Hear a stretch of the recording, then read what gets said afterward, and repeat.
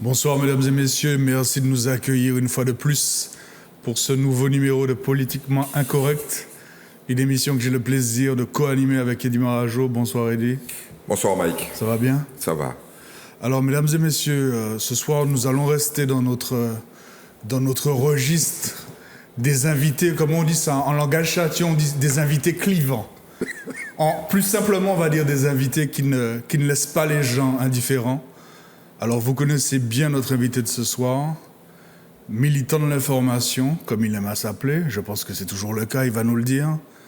Militant du PPM, directeur de la publication Le Naïf, ancien conseiller régional sous la mandature Letchimy 2010-2015, mais je vais m'arrêter là pour la présentation qui pourrait être plus longue que celle-là. Camille Chauvet, bonsoir et merci d'avoir accepté notre invitation. Bonsoir Mike et bonsoir Eddy. Comment allez-vous?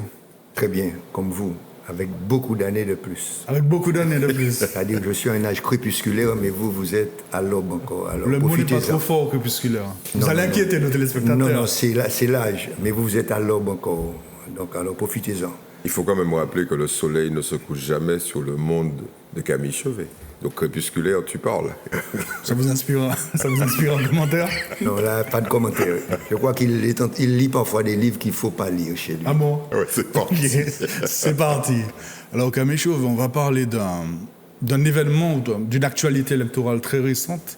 La semaine dernière se déroulait l'élection européenne en Martinique, qui était, pour des raisons de décalage horaire, le 25 mai dernier en Martinique. Qu'est-ce que ça vous inspire, cette progression du score du Front National? Bon, je devrais dire le Rassemblement National, mais on s'est compris. On a presque la moitié des communes de la Martinique qui ont fait passer cette formation en tête des listes. Alors certes, l'abstention était une fois de plus massive, mais que vous inspire cette attraction qui semble de plus en plus présente pour le parti présidé par Marine Le Pen? Vous savez, on est en train de faire non pas la montagne accouchée d'une souris, mais la souris accouchée d'une montagne. C'est-à-dire?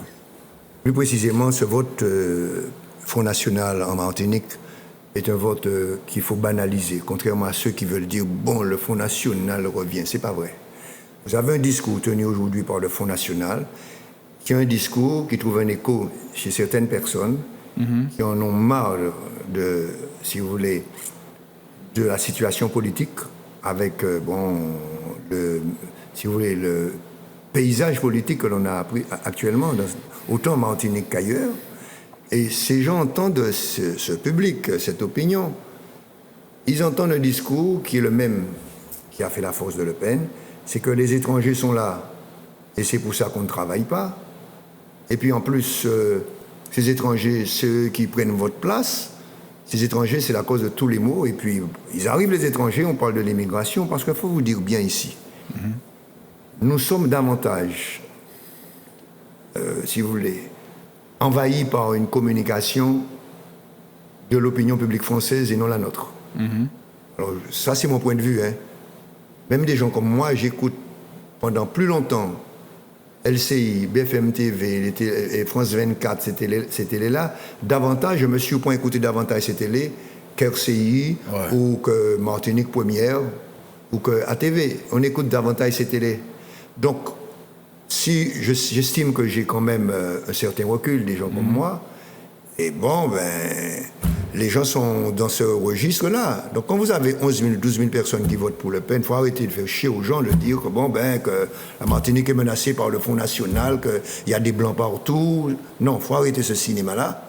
Il y a des Martiniquais que je connais qui ont voté Front National et qui sont des gens proches du PPM. Mais je peux vous dire, ma tête sur une guillotine là aujourd'hui, qui vont voter pour Didier Laguerre demain. Mais ils ont voté Front National. Donc c'est un vote de quoi? C'est un vote de... Pour moi, c'est un vote de ras-le-bol, d'exaspération. Voilà, d'exaspération avec tout un contexte. Parce qu'on le veuille ou pas, et moi, c'est ce qui me fait souffrir le plus. Nous sommes dans l'opinion française. Plus on se dit martiniquais, je me rends compte que est-ce qu'on a envie d'être martiniquais? C'est ça le problème de plus en plus. Est-ce qu'on a envie d'être martiniquais? Personne Qui dit je veux être martiniquais? On dit à tout le monde, nous avons une identité martiniquaise. Oui, on le dit, c'est un constat, mais avons-nous envie d'être martiniquais? Nous sommes sous l'influence, mais en permanence.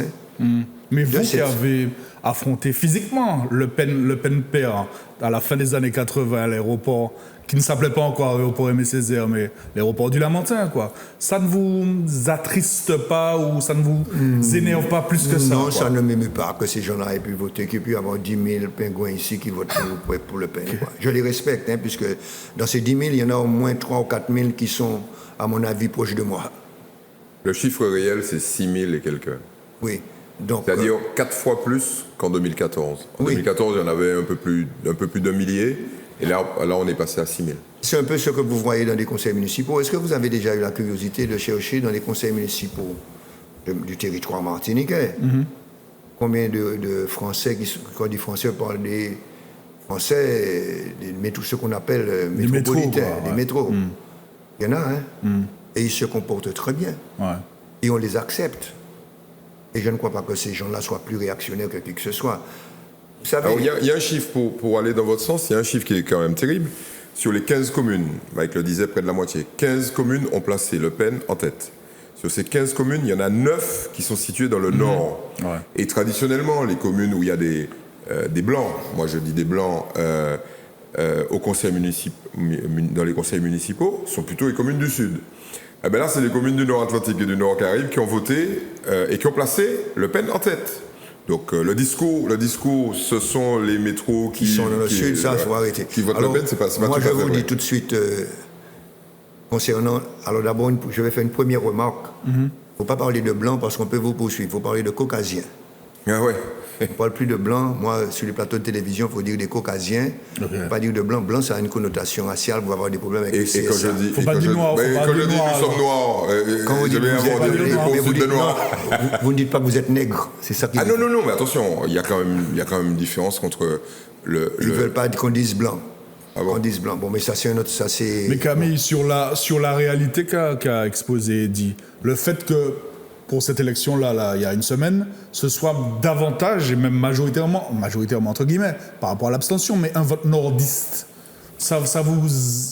Non, ça ne m'aimait pas. Vous savez, Mais comment vous l'expliquez, ça? ce vote-là, je vous dis, c'est simplement parce que ces gens sont sous le discours de l'immigration qui a une menace et que Marine Le Pen, c'est elle qui va sortir ces gens,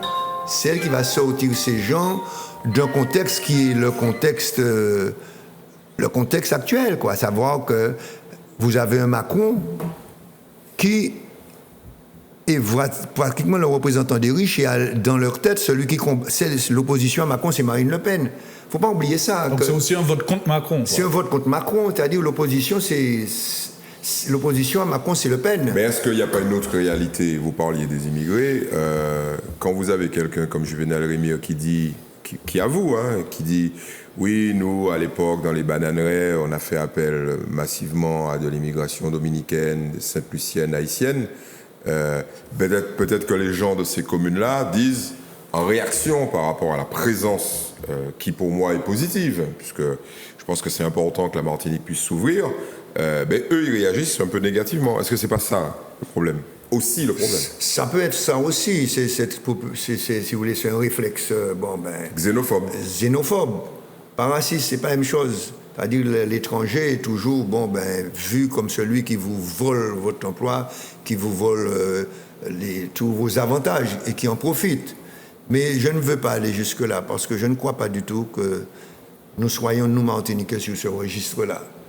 Nous sommes comme tous les peuples, mais l'étranger, la réaction qu'on a face à l'étranger, c'est celle que vous avez en France, que vous avez n'importe où. Oui, mais est-ce qu'elle est excusable? Est-ce que c'est parce qu'on est comme tout le monde que c'est excusable? Est-ce qu'il ne faut pas le dénoncer? Parce que ce que nous, on remarque, nous, observateurs, et vous êtes parmi les observateurs, c'est que ce discours de dénonciation n'existe pas chez les hommes politiques. Il n'y a aucun homme politique qui monte, qui disent, messieurs les Martiniquais, mesdames les Martiniquaises, il faut arrêter d'être xénophobe vis-à-vis de l'étranger. Ce discours-là n'existe pas. Ce discours-là n'existe pas de manière, si vous voulez, c'est vrai, de manière structurée, organisée, mais souvent vous avez des communiqués qui dénoncent les attitudes de ceux qui attaquent. Sûr. Alors le communiqué, ça peut être un dispositif occasionnel et qui fonctionne, qui est là pour pour faire passer le moment. Ouais. Mais il n'y a pas, c'est vrai, il n'y a pas de politique structurée pour dénoncer le fait que ce comportement xénophobe est vraiment condamnable.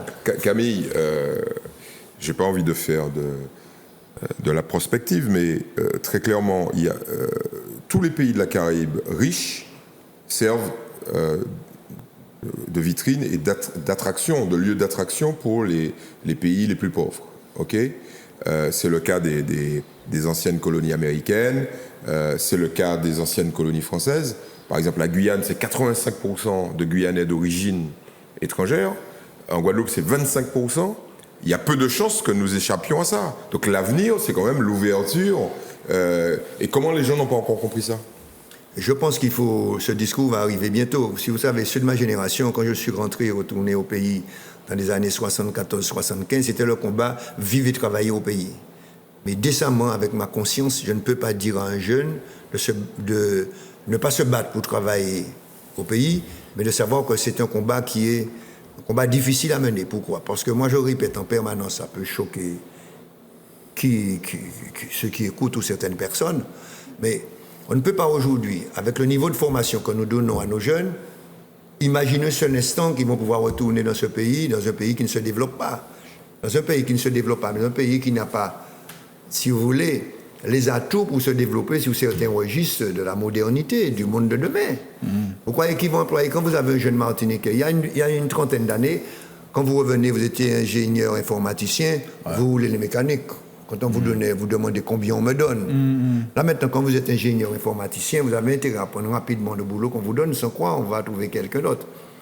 Nous mettons sur le marché régulièrement, chaque année en moyenne, en mode opérationnel, plus de 300 jeunes Martiniquais qui sont capables de travailler dans les plus grandes entreprises de la planète.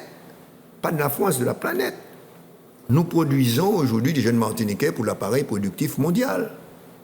Et l'appareil productif français en priorité. Quand vous avez un jeune qui fait une prépa, il devient ingénieur du commerce, il est ingénieur commercial, il arrive ici, il va travailler où? Les groupes qui peuvent... Alors il n'y a pas des centaines de groupes pour donner du travail ici. Avec le groupe Oyoen, Ayot, Parfait, bon, Rousseau, quelques groupes que vous avez ici, Blandin, qui m'ont payé, monsieur. On va lui donner des clopinettes, 2 000 €, 3 000 €. Qu'est-ce qu'il va faire? Il préfère ne pas travailler ici et vous les trouver ailleurs. Vous savez, je ne vais pas dire son nom, mais il y a un jeune Martiniquais, il a commencé dans l'agroalimentaire, il a d'abord travaillé dans les pays scandinaves et maintenant il est, je crois, dans un pays, il est à Taïwan, il habite au 25e étage, un petit nègre, 25e étage, et il dirige près de 12 000 personnes. Il va venir travailler dans quoi ici? Et ce n'est pas le seul. Alors c'est vrai, nous manquons de médecins, nous manquons d'endottistes, nous manquons de médecins spécialisés, d'ophtalmo, de gynécologues, de cardio et tout ça.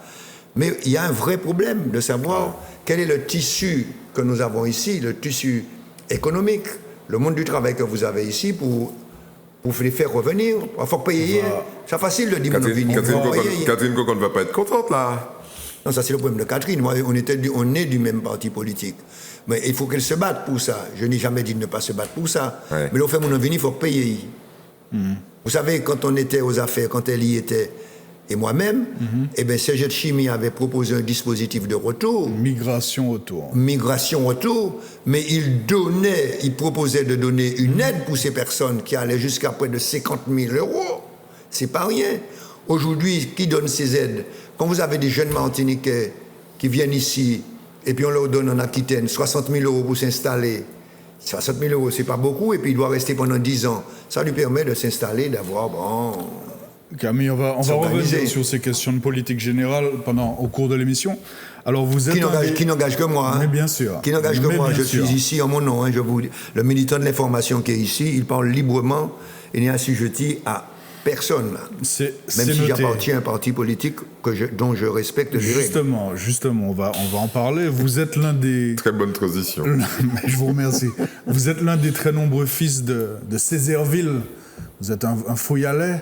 Et la ville de Fort-de-France a été une nouvelle fois au cœur de l'actualité cette semaine, notamment sur des considérations budgétaires, financières, etc. Ce qui n'a pas manqué de susciter cette prochaine question d'Eddy Marajo. Alors, Camille Chauvet, je sais que vous avez pris un peu de recul par rapport à la municipalité. Mais le fait que, de fait, la municipalité de Fort-de-France ait vu son budget réglé, entre guillemets, par le préfet, est-ce que c'est pas la fin d'une époque? Non. Vous savez, au contraire, moi, quand le préfet règle le budget de la ville, je dis, mais continuons, on nous règle. Et Pouchy, comme ça.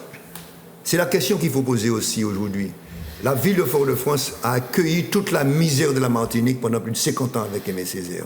Et moi, je suis toujours révolté quand on en parle. Moi, ça, j'ai vécu dans la boue de Rive-Droite. J'allais à l'école jusqu'à 17 ans avec des cotons de grésil. Il y a un monde qui a coûté ça, mais ça avait des grésil. Et pour qui m'a tenu coton grésil en pied moins? Dis-moi pour qui ou pas ça? Qui ça m'a tenu? Ouais, vous n'êtes pas ça. Il y a un monde qui a coûté là qui pas ça. M'a tenu les chauffies. C'est une maladie. C'est-à-dire que sous vos orteils, ça se coupe. J'allais au lycée avec des cotons de grésil dans mes pieds. Et bien ça a cessé quand Césaire a mis des pales planches. Il a foutu des pales planches de l'embouchure du canal où j'habitais, dans la boue, jusqu'au pont d'Amas. Ensuite du béton. Là, il prend l'argent. À l'époque, il était de gauche, on ne donnait pas. Il fallait s'endetter. C'est cet endettement de la ville qui, si tu veux, même pas endettement, pour moi, ça n'existe pas. Une commune, une municipalité, une collectivité ne s'endette pas. Elle investit. Moi, je vais m'endetter. Vous, vous endettez quoi? Vous pouvez acheter en chemise, vous pouvez acheter en loto. Nous, nous n'y endette. Mais la vie ne s'endette pas. Quand c'est pour le collectif, il n'y a pas d'endettement. C'est pour l'intérêt du pays. Donc je crois que ceux qui sont dans ce cinéma-là, même mes propres camarades, c'est ce qu'il faut dire au préfet. D'accord, point villa. Moi, et puis vous faites fonctionner, faites tourner. Faites tourner puisque c'est au qui l'État, faites marcher. C'est ça le problème. Et ce n'est pas Fort-de-France seulement. Fort-de-France aurait dû avoir, et on ne s'est pas battu, même Césaire lui-même, suffisamment pour qu'il y ait une taxe de centralité. C'est moi qui paye. Ça, c'est une idée de Serge Letchimy, ça. Oui, mais ça, c'est une idée de Letchimy depuis un moment, mais qu'il faut se battre pour ça. Vous dites quelque chose. C'est moi qui paye, j'aime bien la Martinique, puisque je rigole, je dis le reste de la Martinique, c'est la banlieue de Fort-de-France. Pourquoi je dis ça? Vous savez que du lundi au vendredi, il y a plus de 160 000 à 200 000 personnes, 220 000 personnes à Fort-de-France. Hein. Le cas épice, c'est tout partout.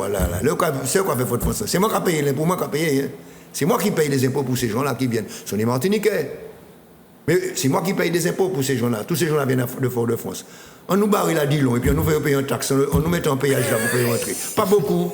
On donne à chaque personne qui entre là. J'espère que Didier Laguerre est devant sa télévision. Je ne sais pas s'il est devant sa télévision, mais je parle très sérieusement. On nous fout en taxe là. Mais cette idée a été développée, elle a été évacuée. Ah non, elle a été évacuée. Non, c'est une idée. Camille, laissez-moi aller jusqu'au bout. C'est une idée qui avait été émise par le gouvernement actuel, par Macron, de faire en sorte qu'il y ait, comme dans d'autres pays d'Europe, notamment à Londres, notamment à Milan, faire des péages urbains d'entrée dans les conurbations pour leur permettre d'avoir les moyens de leur politique. Moi, je pense qu'il devrait y avoir un péage urbain à l'entrée à Dillon, là, et puis il faut dire pas beaucoup de prendre des nègres là pour les cas descendre, pour les payer. Fort-de-France, nous pas de ni pièce problème. Quant à la ville de Sainte-Anne, vous savez, à l'entrée des Salines, mettre une taxe là aussi, pas pour mal ça, il était resté tellement longtemps, je crois qu'il est encore là, mais il n'est pas là, c'est Gémieux. Gémieux, ouais. Eh bien, Gémieux doit faire payer une taxe, mais pas beaucoup. La taxe, c'est rien du tout. La taxe, ce serait rien du tout. Ce serait un petit 20 centimes, un petit 50 centimes. Mais avec les 80 000 personnes qui vont là pendant le week-end... Fort-de-France n'aurait pas eu... Fort-de-France n'aurait même pu aider certaines communes de la Martinique. Quand Didier Laguerre dit qu'il va renégocier les délégations de services publics concernant les parkings notamment, qui apparemment ne rapportent pas d'argent. À ma grande surprise, j'ai appris que les parkings ne rapportaient pas d'argent à la ville, alors qu'il y a des masses de véhicules qui stationnent là tous les jours. Donc vous voyez ça de mon œil, a priori. Absolument, cette renégociation des DSP. Une renégociation des parkings, récupérer certains parkings. Je pense qu'il y a peut-être certains qui sont récupérés et qui ont apporté peut-être cette année une petite monnaie. Pas beaucoup, mais peut-être une petite monnaie cette année. Camille. Quelques milliers de francs cette année, c'est pas beaucoup. Mais il y a un problème. Camille. Comment Fort-de-France... Attendez, vous imaginez... Vous n'êtes pas regarder Fort-de-France, monde qui rentre dans Fort-de-France, qui passe en Fort-de-France. Non mais Camille, est-ce que balayer d'un revers de main les problématiques de gestion en disant, bah, écoutez, c'est une ville, et vous avez raison, hein.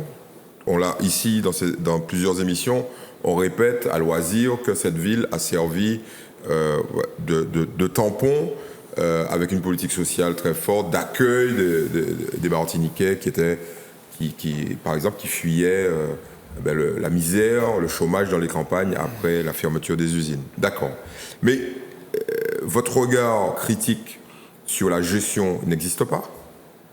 Mon regard critique sur la gestion, c'est-à-dire certainement, en fait. il faut la ville nécessairement. Vous avez vu avec l'arrivée de Letchimy, il a voulu mettre de l'ordre.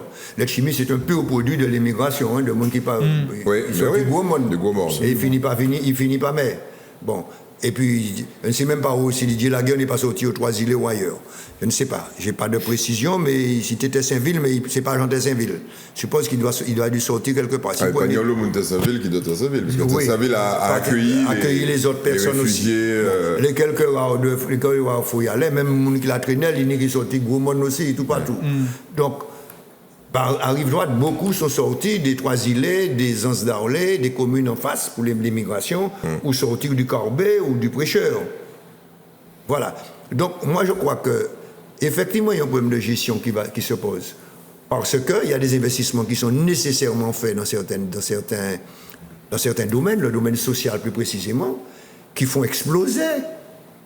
Qui font exploser tout, qui font exploser les comptes de la ville. Parce qu'on dit que la ville... Mais est-ce que c'est pas la gestion. Est-ce que les gens d'aujourd'hui ne paient pas les choix d'hier? Parce qu'effectivement, quand Serge Letchimy est arrivé, il y avait plus de 4000 personnes. Il a lessivé. Il a lessivé, je ne sais pas s'il a lessivé, mais il a fait en sorte d'arrêter la machine infernale de recrutement. Et aujourd'hui, on est descendu sous les 3000 salariés. Donc, de bons choix, a priori. Mais est-ce que le poids du passé, l'héritage, n'est pas lourd, quoi? Non, oui, l'héritage est lourd à porter, mais seulement au point de l'héritage, je vais dire quelque chose qui va vexer certains. Mais c'est moi qui ai dit, hein, il y a une culture du travail aussi. Il y a une culture du travail parce que moi, je trouve parfois, pas pour Fort-de-France seulement, inadmissible que pour nettoyer un trou, qu'il y ait 5 personnes qui nettoient un trou. Il y a une qui a conduit l'autorat, je n'ai rien contre eux, c'est mon mort honnêtement qui a dit ça. Il y a une qui a conduit l'autorat, il y a une qui a regardé ça qui a passé, non, il faut que nous prenions en compte ça. Il faut que nous nous mettions au travail. Faites attention au buzz médiatique. Non, buzz médiatique, personne ne va rien dire. Moi, j'assume ce que je dis. Je dis aujourd'hui, dans les communes de Martinique, je ne parle pas de Fort-de-France. Parce qu'il y en a qui profitent. Dès qu'on dit Fort-de-France, ça fait un buzz. C'est ma ville. Et en plus, je n'aime pas tellement dire Fort-de-France. Je ne dis pas Césaireville pour ne pas choquer certains. Mais j'écris encore sur mon courrier Césaireville et ça arrive. Je vous dis ça. Et Camille Chauvet, mon adresse, c'est Césaireville. Vous connaissez bien. Il me connaît, mais c'est Césaireville, ça arrive. Même si non, ça arrive parce que vous mettez le bon code postal. Non, je ne mets pas de code postal. Césaireville, Camille Chauvet, Césaireville, ça arrive. Je vous montre quelque chose. Tous les gens qui nous regardent, n'ont qu'à écrire à Camille Chauvet, Césaireville, ça va arriver. Et je vous ramène le courrier, vous verrez. Non, mais pour parler plus sérieusement, il y a un problème dans les municipalités, dans les collectivités, dans la culture du travail, la manière de travailler. Il faut que ces gens-là soient plus efficaces. Il faut qu'il y ait plus de rendement dans le travail qu'ils font. Il faut qu'il y ait du rendement. Ils peuvent comprendre ce langage-là? Oui, si vous prenez ces gens, vous les éduquez, ils ont des cadres, des gens, ils vont comprendre. Je fais confiance à mon peuple. Ils ne nous pas béclouillons qui personne ici. On sait qu'il faut travailler. Parce que les gens n'imaginent pas comment, dans certains quartiers, je prends le mien, je ne vais pas aller à certains autres, où vous avez des petits travaux à faire, ces petits travaux peuvent être faits très rapidement, mais c'est un siècle pour les faire. Et la ville paye après, derrière. On prend trop de temps. La rentabilité, c'est de faire vite aussi pour ne pas payer trop cher. Je crois qu'aujourd'hui, pas Fort-de-France seulement, toutes les communes ont un problème de gestion. Alors c'est vrai, à certaines communes, il n'y a pas qu'à foutre rien, donc il n'y a rien qui se fait, donc il n'y a pas de problème de gestion. Il y a des communes où on ne fait rien du tout. Hein. Je ne vais pas citer de communes, mais il y en a où rien ne change et puis il n'y a pas beaucoup de personnes, donc ils n'ont pas de problème de gestion. Camille Chauvet, dans son argumentaire récent, le maire de Fort-de-France, Didier Laguerre, a dit qu'il va notamment devoir faire des choix au niveau de l'investissement, au niveau des dépenses de fonctionnement, qu'il est dans un contrat de désendettement avec l'État. Est-ce que globalement, vous soutenez le maire Didier Laguerre dans ces directions-là, quoi? Absolument. Didier, c'est mon maire à la mort, si vous voulez. C'est mon maire. De toute façon, je le soutiendrai parce qu'il est dans la lignée de tous ceux qui ont été là. Il y a eu Césaire, il y a eu Serge, il y a eu Raymond, il y a Didier aujourd'hui. Ce sont des maires qui sont dans la tradition, dans la ligne césarienne. À la mort, je les soutiens parce qu'ils ont raison et ils ont une charge lourde. C'est quoi la ligne césarienne? Ça m'intéresse. Alors, je vous dis quelque chose. La ligne césarienne, c'est de comprendre d'abord que l'on est au service du peuple. Alors, au service du peuple, ça veut dire qu'on ne se sert pas dans cette municipalité. Pendant longtemps, ça a existé. Il y en a qui se sont servis, hein, et je ne dirai pas de nom ici, mais il y en a qui se sont bien servis et qui sont en face de nous dans l'opposition. Ils se sont bien servis, mais on passe dessus. Comme dirait un ami, glissons. Ou un autre qui dit je sors, mais je ne sors pas, je suis là, je dis ce que j'ai dit. Donc aujourd'hui, avec Césaire, ça veut dire qu'il faut que dans chaque famille, on puisse mettre un salaire si c'est possible. Ça, c'est la ligne césarienne. La ligne césarienne, c'est de comprendre que d'abord, nous sommes martiniquais et il faut servir le pays. Servir le pays, c'est quoi? Ce sont des choses simples. Ça veut dire que là, on a un continent, on travaille, il faut pas le porter des yaourts ou pour mener la caillou. Et puis pour des petits moments qui là, chaque la moitié. C'est une éducation. Ça veut dire que les cantines que vous avez là, il faut respecter la nourriture. Parce qu'il y a des endroits où les gens meurent de faim. Calculez au plus près ce que vous donnez. Donc il doit faire des choix, Didier. Et je partage entièrement ces choix, même ceux qui n'ont pas encore fait, je partage. Globalement, il est dans sa 5e année de fonction. Globalement, quel est votre regard sur son action? Il a l'air positif en tout cas. Pour moi, je peux vous dire que Didier, au début, il a été beaucoup épaulé par Serge pour lui apprendre le métier qu'il a très vite appris et que Didier, aujourd'hui, c'est un maire qui navigue tout seul, il a son cap, il sait où il va et l'image de Didier a changé beaucoup. C'est-à-dire que Didier est perçu davantage maintenant comme le maire de Fort-de-France quand il va quelque part. Et là, on commence à vous appeler Monsieur Limet. C'est bon signe. C'est bon signe. Et moi, besoin de Monsieur Limet. Dès lors on dit ça, ça veut dire que les choses ont changé. Puis Didier a changé aussi. À mon avis, ça n'engage que moi. Hein. Je parle en mon nom là. Et puis c'est le citoyen qui parle de son maire. Donc, il a changé dans la mesure où il a cassé l'image du maire distant. L'image du maire qui... Vous parlez de Fort-de-France toujours là? De Fort-de-France, oui. Ah bon? Il a cassé l'image du maire distant. Qui avait cette image-là? L'image du maire distant, je ne parle pas du maire de Fort-de-France. Ah d'accord, ok. Je parle du maire, la manière dont il s'habille. Didier, si vous l'avez vu depuis sa mandature 10 fois en veste... Oui, c'est rare. Okay. C'est rare. Didier, il vient en bois de chemise, un petit peu comme le faisait Serge. Mais parfois, Serge pouvait venir en tenue d'apparat. Il n'est pas en costume 3 pièces comme Césaire, alors? Césaire, vous avez vu Césaire déjà en 3 pièces? Il était toujours vesté, cravaté. Ah bon, mais c'est pas 3 pièces. Non, 3 pièces, excusez-moi. En complet cravate, pardon. Césaire était toujours en veste, en tenue. Mais pourquoi? Parce que Césaire, à l'époque, c'était, si vous voulez, une culture. Les gens avaient leur veste, et puis vous avez vu, il est resté tellement longtemps avec cette veste, à un moment, cette veste elle était limée. On devait d'ailleurs mettre cette veste, la veste qu'il portait, à la maison.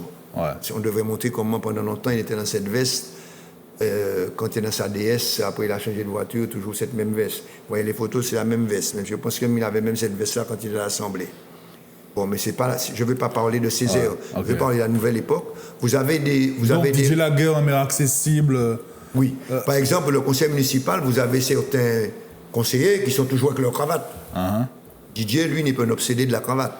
Je n'ai rien contre ceux qui ont des cravates. Moi, je n'ai rien contre les gens qui aiment leur veste, qui aiment leur cravate. À chaque monde n'a pas habillé, moi, mais il y en a qui aiment... Mais est-ce que sa principale émancipation, c'est pas par rapport à Serge Letchimy?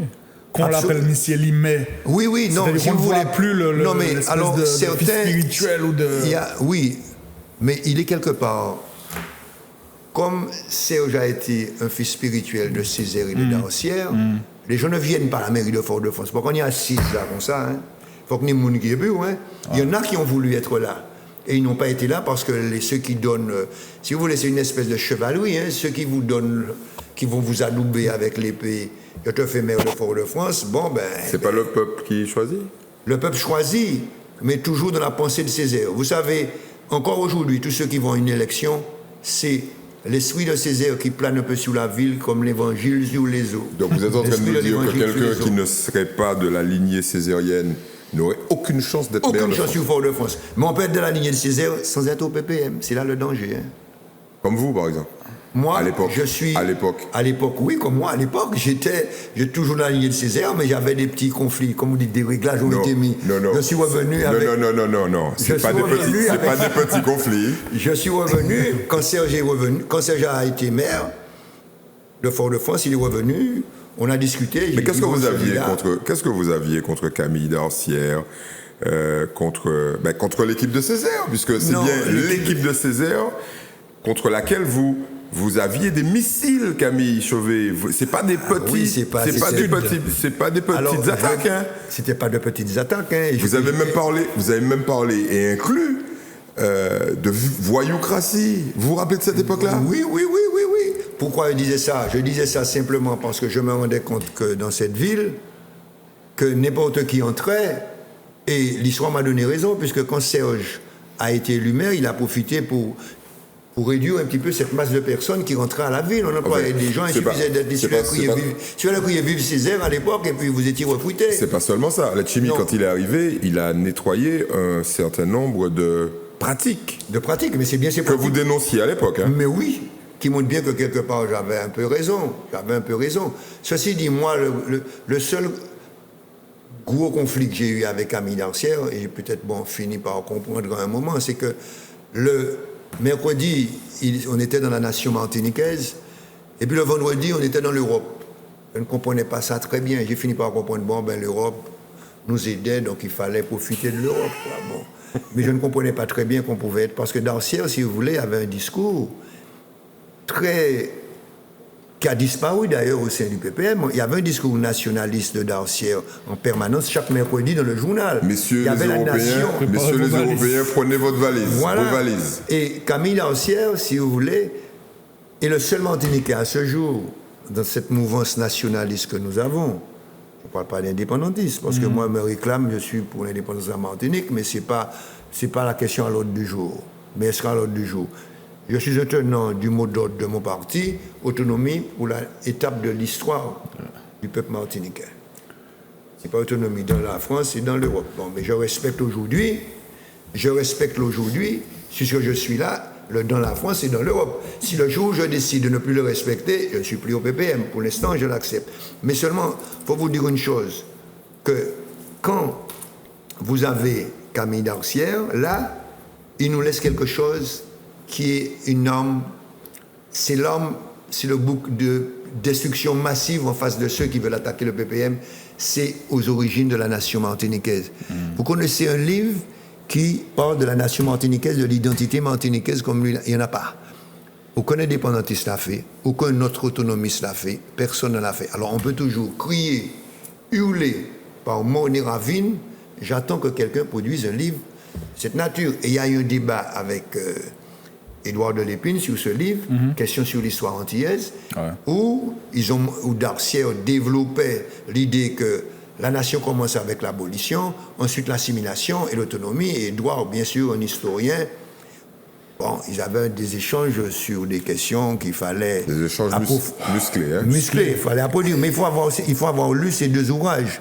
Quand on veut parler, quand on est autonomiste ou indépendantiste, ces deux ouvrages, il faut les avoir lus. Je ne crois pas qu'il y ait beaucoup de personnes qui aient lu beaucoup aux origines de la nation martiniquaise. Si vous connaissez un indépendantiste qui a produit un livre pour parler de ça, il n'y en a pas. Vous prenez la page 314 à 325 ou 26, c'est le seul endroit où vous avez dans un livre Martinique écrit « Martiniquais, je suis » et il décline pourquoi il est Martiniquais. Par le parler, par l'économie, par l'histoire, tout, il décline. Camille Chauvet, si je vais essayer d'amorcer une transition vers une prochaine question d'Eddie Marajo, si je comprends bien ce que vous avez dit tout à l'heure sur la ligne césarienne des maires successifs de Fort-de-France, vous êtes très confiant pour l'élection municipale de 2020, si jamais, mais c'est probable, Didier Laguerre se représente. Je pense que Didier Laguerre, je ne suis pas confiant parce que je ne suis pas très confiant, j'aime pas ce mot. Hein. Vous n'aimez pas ce mot, pourquoi? Parce que ça me révulse. Quand j'entends confiant, je dis il y a un problème là quelque part. Donc je n'aime pas être confiant.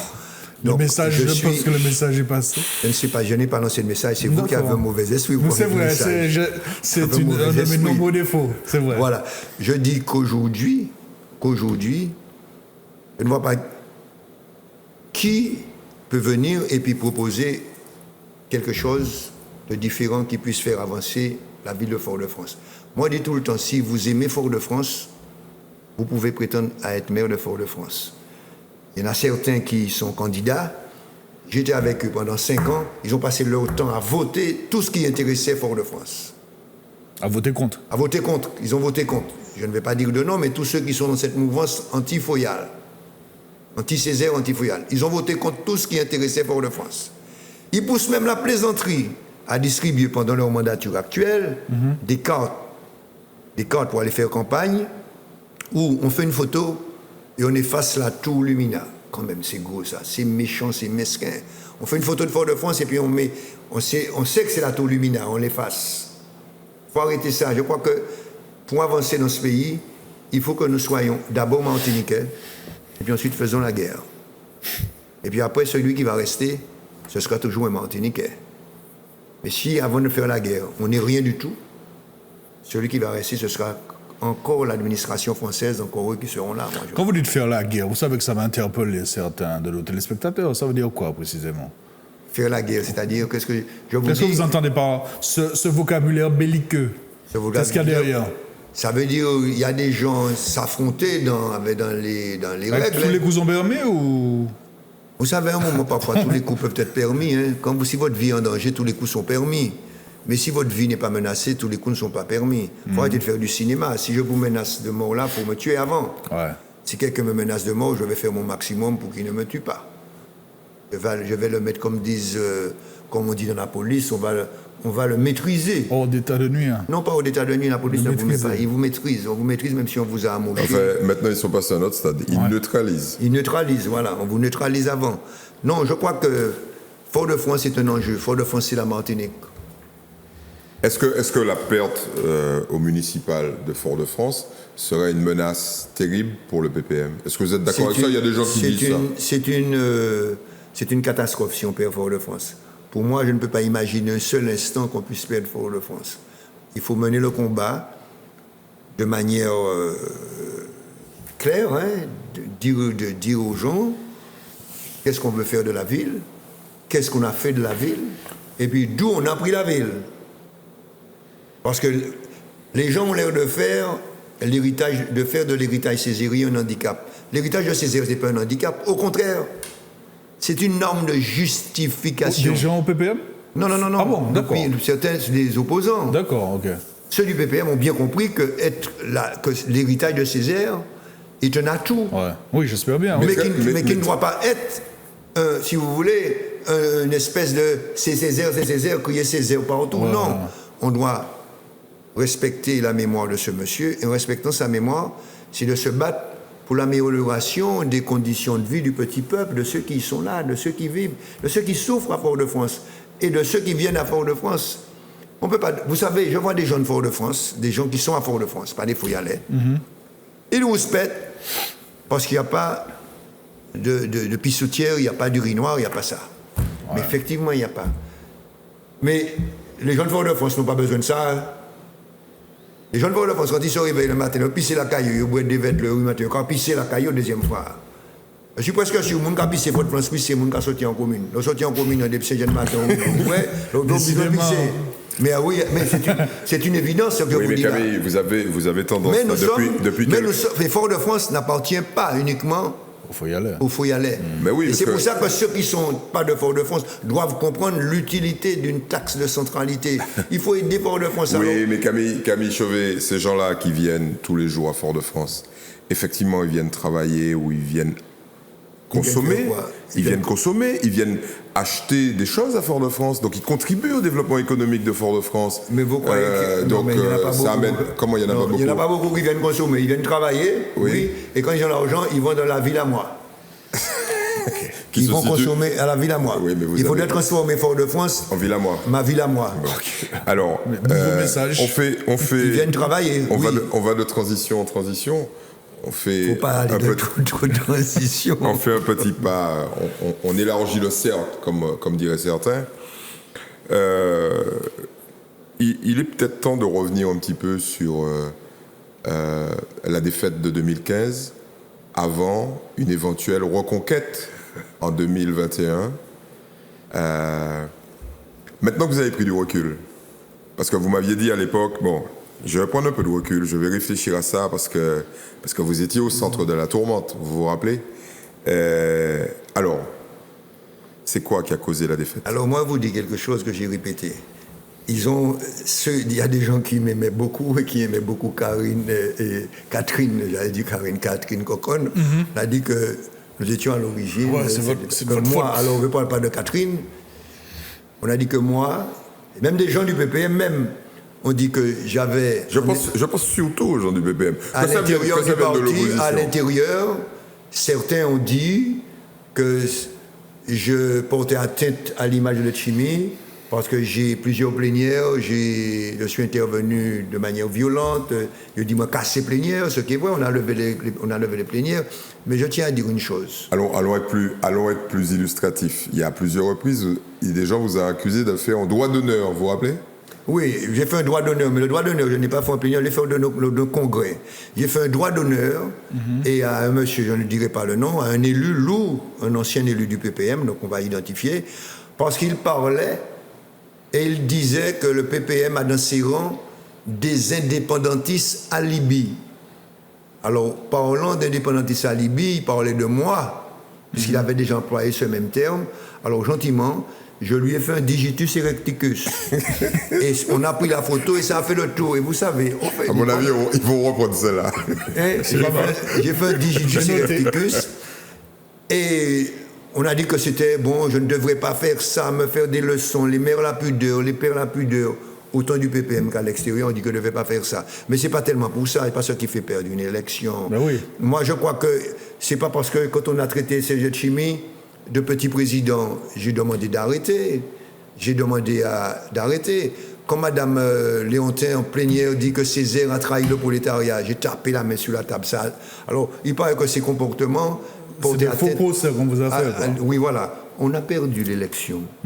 Je vous le dis, vous le savez, ceux qui écoutent le savent, on a perdu l'élection parce qu'il y a eu la jonction avec Yann Monplaisir. C'est la seule cause de la défaite de 2015. Et rien d'autre, il ne faut pas raconter de conneries. Si en 2010, le Sieur était allé avec Marie-Jeanne, on perdait l'élection avec presque les mêmes chiffres, à peine 100 voix d'écart. Ce sont exactement les mêmes chiffres. Les mêmes chiffres. Je crois qu'il y a peut-être 3 ou 4 voix. Les mêmes chiffres. Et ils avaient moins d'élus, hein, à l'époque. Ils avaient moins d'élus, mais nous, on avait fait plus. Si le Sieur avait emmené ces 13 000 voix pour Marie-Jeanne battait la liste dirigée par Serge Letchimy, la liste où nous avons gagné. Il y a eu cette alliance. C'est l'alliance qui nous fait perdre toutes les conneries d'image de paparazzi, Papa Paradis, c'est de la connerie. Le fait aussi que Fort-de-France n'a pas beaucoup voté, comme attendu aussi. Comme Fort-de-France n'a pas beaucoup voté. Par rapport au régional 2010, notamment, voilà. Moins 4 000 voix, je crois, par rapport au... Fort-de-France a eu au deuxième tour 18 000. Au premier tour, on avait fait à peine 14 ou 15 000 voix. Donc il fallait... Mais il faut dire qu'on s'est mobilisé moins sur Fort-de-France. Mais même si on s'était mobilisé plus, on n'aurait pas gagné au premier tour. Au premier tour, il y a eu des pronostics de certains camarades qui étaient fort justes à l'époque et qui peut-être se sont trompés. Quand on disait qu'il y avait un bassin de voix de 90 000 voix à Fort-de-France, donc il est évident que ceux qui tenaient ce discours dans leurs pronostics parlaient de bassin. Ils ne parlaient pas de vote. Mais oui, ils disaient qu'il y avait un bassin pour le PPM de 90 000 voix. Donc, dans ce bassin, si on en avait pris 60 000 dedans, on gagnait. C'était réglé, ouais. C'était réglé. Donc, il faut oublier le passé. Il faut se battre aujourd'hui pour gagner ces élections. Alors, la question c'est, est-ce que vous ferez partie du bataillon qui va monter à l'assaut de la CTM? De toute façon, je serai candidat à la candidature, mais je serai du bataillon qui va monter. Non, mais il y a un truc qu'il faut... Parce qu'il faut savoir aussi qu'on ne peut pas faire de politique s'il n'y a pas des gens qui se mobilisent. Alors c'est vrai, j'entends dire des jeunes. Bon, alors des jeunes, ça veut dire quoi des jeunes? Vous avez des jeunes qui votent ici, il y a des jeunes, mais il ne suffit pas d'être jeune pour croire qu'on a reçu une onction, l'excès-onction. Mais est-ce que c'est pas... On est jeune parce que, comme on est jeune, mais c'était l'ascension pour vous, vous montez au ciel, quoi. Camille, est-ce qu'il ne serait pas temps de raccrocher quand même? Non, vous savez que des gens comme moi, je ne vais jamais votre âge crépusculaire, à mon âge de la crépusculaire. provocation. Non, à cet âge crépusculaire, au contraire, c'est au moment où il faut se battre. Vous faites remarquer un âge crépusculaire, mais avec un mandat où j'ai exercé 50 mandats, parce qu'il y en a d'autres qui sont à des âges crépusculaires et puis ont 40 ans de mandat. Qui pensez-vous? Je ne pense à personne, il suffit de chercher. Personne en particulier. Il y en a d'autres qui sont tout jeunes et puis qui ont déjà 20 ans de mandat. Donc le problème, c'est pas l'âge des gens qu'il faut prendre en compte. Il faut prendre surtout en compte le temps de leur mandature, ce qu'ils ont fait. Les gens qui ne devaient partir, ce sont ceux qui sont là depuis trop longtemps. Moi, je répète tout le temps qu'un élu devrait faire 2 mandats et il ne devrait pas y avoir de cumul ici. Il faut arrêter ça. Et puis ne pas mettre n'importe qui à des postes politiques. Alors, sous la bannière de qui vous iriez au combat? Parce que aujourd'hui... on va faire un rapide tour d'horizon. Le leader, très objectivement, dans toutes les études qui sont menées, le leader naturel pour une reconquête d'un camp dans lequel on retrouverait par exemple le PPM, les gens nous disent c'est Serge Letchimy. Okay, mais il y a des gens qui autour disent non, pourquoi ce serait à nouveau Serge Letchimy? Vous êtes de quelle religion? Alors, je ne vais pas donner de toute façon, je ne peux pas me prononcer pour mon parti, mais pour moi-même. Oui, à titre personnel. En mon nom, en militant de l'information, en journaliste, quelqu'un qui a un regard sur l'opinion, ce serait encore Serge Letchimy.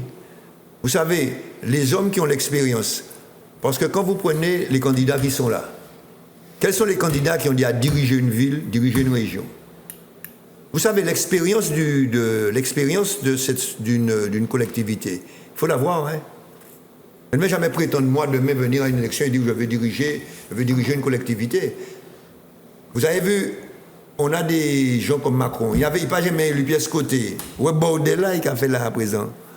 Et puis il dit, il ne savait pas. Vous imaginez un président de la République, il va dans une élection, et puis quand il a fait le tour, il découvre la France. S'il avait été maire quelque part, s'il avait présidé une collectivité, s'il avait été comme Chirac... Vous nous faites comme les patrons qui demandent aux gens qu'ils recrutent une expérience de 5 ans, quoi. Je veux dire, mais si... Absolument. Les patrons, si les patrons font ça, c'est qu'il y a une raison. Ils ne sont pas restés là, ils sont sortis de leur tête qu'il faut avoir une expérience. Mais pour avoir une expérience, il faut commencer à un moment donné, non? Oui, mais il ne faut pas commencer par le plus haut. Il ne faut pas dire, il faut pas diriger Air France, il faut quand même diriger anti-compagnie, anti-agence Martinique.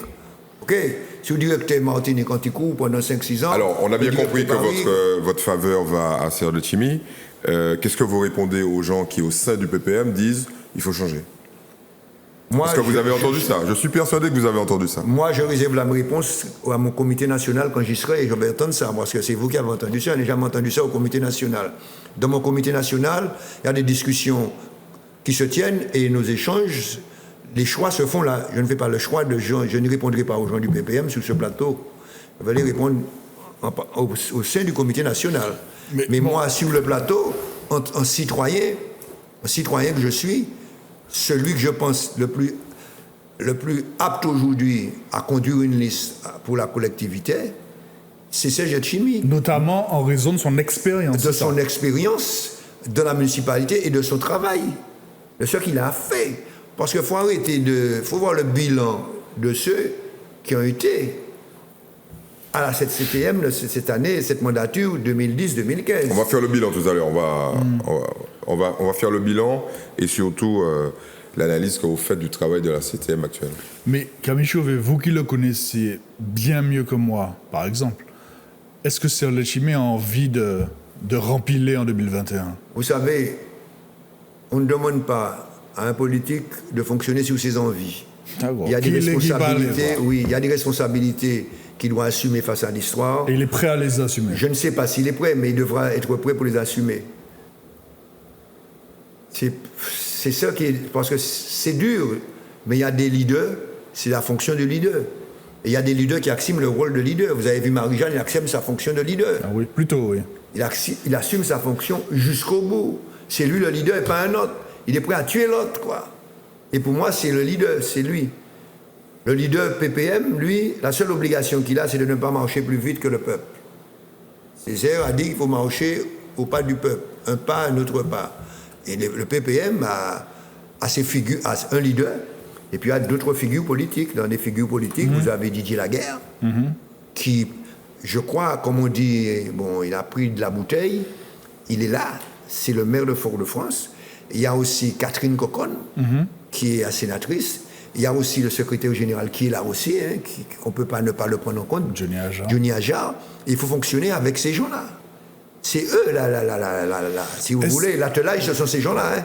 L'attelage, ce n'est pas d'autres personnes. Hein. S'ils tirent mal, eh ben, on se plante. Est-ce que vous considérez quelqu'un qui sera probablement candidat avec le parti qu'il co-préside avec Marcelin Nadeau, je parle de Jean-Philippe Nilor, est-ce que vous le percevez comme un challenger sérieux? Quel degré de dangerosité, entre guillemets, électorale vous lui accordez pour le moment? Je crois qu'il ne faut jamais mépriser un candidat à une élection. Vous avez vu ce qui est arrivé à ceux qui méprisaient Macron. Donc il ne faut pas tomber dans le jeu du mépris de gens qui n'ont pas l'expérience comme lui. Il n'a jamais été maire. Il n'a jamais dirigé une collectivité. Non. Jamais. Il n'a jamais été maire. Donc allez voir une collectivité. Donc, mais ça ne veut pas dire qu'il ne peut pas devenir dangereux. C'est un candidat dangereux comme tous les autres. Tout comme Marie-Jeanne, c'est un candidat dangereux quand il dit qu'il revient. Il faut que les gens qui s'imaginent que parce qu'il aura 85 Justement, ans... vous qui parliez de jeunisme tout à l'heure, est-ce qu'objectivement, on sait que vous n'avez pas la langue de bois, et dans cette émission, ce serait, vous voyez son titre, ce serait le comble si vous l'aviez. Est-ce que l'âge de Marie-Jeanne, d'Alfred Marie-Jeanne, en 2021, je crois qu'il aura 83 ou 84 ans, est-ce qu'objectivement ça peut constituer un problème pour l'électorat, en tout cas un frein? Non, ça peut être un handicap pour lui, parce que ceux qui votent, il y a beaucoup de personnes qui sont dans des tranches d'âge de 55. Et M. Césaire a été élu maire de Fort-de-France au-delà de cet âge-là. Au-delà de cet âge-là. Donc c'est pas un argument, ça. Ici, non. Les gens ont tort de croire ici que l'âge pour certains soit un handicap. Vous savez, Samo est parti. Ouais. J'entends certaines personnes qui sont en train de le regretter. Déjà. David Zobda, bonsoir. Non, mais David, lui, n'est pas parti dans un conflit avec Samo. Il va avoir l'appui de Samo. Mais vous imaginez aujourd'hui que David aurait eu Samo en face de lui qui ne le soutient pas. Ouais. Ce serait difficile pour lui. Il ne faut pas croire que vous entrez en politique sans parrain. La politique, et c'est encore... j'allais dire une bêtise, j'allais dire c'est encore pire pour les femmes. Donc, mais je n'ai pas dit, hein, j'ai dit ça, mais vous auriez pu le dire, mais c'est dit quand même. Mais j'enlève ce que j'ai dit, Mais souvent, les femmes, quand elles sont en politique, il y a toujours un homme derrière. Et inversement, non? Oui, mais quand elle est derrière, l'une des rares femmes entrées dans la politique, là, aujourd'hui, l'une des rares femmes, c'est pas un homme qui est en mise à cette place-là. Heureusement qu'elle est chez nous, c'est Catherine. Si vous cherchez l'homme derrière Catherine, il n'y en a pas. Il y a son parti, il y a son parti politique, surtout. Faites preuve de léger machisme, là, parce que il n'y a pas d'homme, mais les autres, non, je ne vais pas donner, ne me donnez pas de nom, je vous dirai, je vais pas... Madame Casimirius. Je ne vais rien dire de Madame Casimirius ni de personne. J'aime bien Marie-Thérèse, je ne veux pas me la mettre dans ce jeu. On va vous permettre de faire marche arrière, de sortir de non, je ne vais pas faire marche arrière. Dans l'impasse dans laquelle vous êtes. Non, je ne suis pas dans une impasse. Je répète ce que je dis. Il y a toujours un homme derrière une femme en politique. Et inversement. Inversement, mais quand inversement la femme est derrière, la femme peut ne pas être élue. Ah d'accord, c'est subtil, mais bon, C'est pas subtil, hein, oui. Si vous êtes suffisamment intelligent tous les deux, vous comprenez ça. Je disais que c'était subtil. Camille, il y a quand même un truc qui nous interroge, c'est le fait que vous voulez retourner à la bataille, mais quand on fait l'analyse des jeunes dans votre camp, on est un peu perdu parce qu'il y en a beaucoup qui sont partis. Il y en a beaucoup qui ont été déçus. Et le renouvellement, est-ce qu'il est visible? Alors je sais que vous avez évidemment de très nombreux militants jeunes, mais la visibilité de ces militants, parce que quand on les regarde aujourd'hui, quand on regarde les gens qui dirigent votre parti, on n'a pas cette mise en avant de nouveautés. Et vous savez que là, il y a une demande extrêmement forte de changement générationnel. Est-ce que la révolution qu'il y a eu à l'époque où il y avait Didier Laguerre, Daniel Chaumet, Philippe Eadi, etc., en 2005-2006, la génération Letchimy qui a mis Letchimy au pouvoir, plus de 13 ans, 14 ans plus tard. Il y a des jeunes, nous avons beaucoup de jeunes, hein. Il n'y en a pas un, je ne vais pas dire... Non, je sais qu'il y en a beaucoup, mais la visibilité. Bon, la visibilité, il faut les préparer, hein. Non, mais quand quelqu'un comme vous occupe une place, Camille, c'est une place de moins pour un jeune, non, vous savez qu'il ne suffit pas d'être jeune pour venir là. Oui, on a bien compris. C'est ça le problème. Alors, il fallait dire, bon, moi j'ai 20 ans, j'ai 30 ans, donc on me met. Non, c'est pas ça. Il y a ceux qui ont l'expérience qui doivent les accompagner. Vous savez, des gens comme moi, on doit accompagner d'autres qui viennent, ils nous élèvent. Vous avez été accompagné, vous? Moi, je Parce que j'ai l'impression que vous avez sauté les barrières. Hein. Non, moi je n'ai jamais été élu. Vous avez vu quand j'ai fonctionné seul, je n'ai jamais été élu. Et je suis dans la politique depuis l'âge de 15 ans, aux jeunesse communiste. Mais parce que, celui qui arrive à un moment et qui vous fait confiance, comme c'est Letchimy, il prend un risque, on lui a dit. On lui a dit, quoi, mettez Chauvet et puis où? Qui monte qu'à contrôler Chauvet? Je peux dire que je n'ai rien fait lors de cette mandature qui puisse être un préjudice ou pour Letchimy ou pour la Martinique. Cette opinion, elle est partagée par tout le monde au sein du PPM? Elle n'est peut-être pas partagée parce qu'on a trouvé que, dans mon comportement dans l'Assemblée, il ne fallait pas crier après un tel, il ne fallait pas crier après un autre, il fallait être un petit bonhomme, un bon petit soldat dans l'Assemblée. Non mais Camille, quand on fait, ne serait-ce que, moi j'ai ça, j'ai la collection des unes du naïf. Si un type du PPM regarde les unes du naïf au cours des 10 dernières années, peut-être qu'il sera amené à dire, mais pas pour monsieur fou, quoi. Le type nous a massacré pendant des années. Mais oui. Vous savez, il y a De Gaulle qui disait, il n'y a que les imbéciles qui ne changent pas. Qui a changé? C'est les gens du PPM ou c'est vous? Non, c'est eux qui ont changé, parce que je suis venu avec notre équipe. Je suis venu là avec une équipe où il y a comme Letchimy et puis d'autres jeunes que je ne connais pas spécialement. Vous imaginez que Didier Laguerre au PPM, ça fait même pas 15 ans. Oui, bien sûr, c'est ça. Et c'est 2005-2006. C'est que Serge lui a fait confiance. Et puis il y a d'autres personnes qui ont de l'expérience, qui sont des militants de longue date. Comme moi, il m'a fait confiance. Et puis il y en a d'autres aussi, peut-être demain, à qui on fera confiance. Ceci dit, la vie politique n'est pas si simple que ça. Hein. Vous savez que vous ne pouvez pas faire de la politique avec des gens parce qu'ils sont jeunes. Parce que plus je regarde certains jeunes, plus je me rends compte qu'ils sont plus prêts à faire du Mercury Beach, que de venir faire de la politique. Je ne vois pas beaucoup qui distribuent, qui vendent des journaux. Et puis ici, de plus en plus, ceux de ma génération, ils connaissent un peu le lacrymogène.